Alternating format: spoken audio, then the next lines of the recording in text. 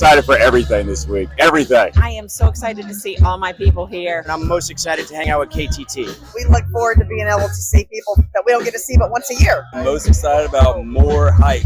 Celebrating last year, it was a hard year, and getting to spend it with people who I admire is really awesome. Excited about seeing my people. We're going to dominate pickleball. We're excited. Beating him at pickleball. On pickleball. Excited to win the pickleball tournament. Winning the pickleball tournament. Damn sure excited about pickleball. I'm gonna win pickleball too. I'm excited for pickleball and the hype ball. We've never done pickleball, and I've got the knees of, I think, an aging pickleball player. And then the hype ball is all about making content for people. Most excited for the outreach day. We're looking forward to the service project. Outreach.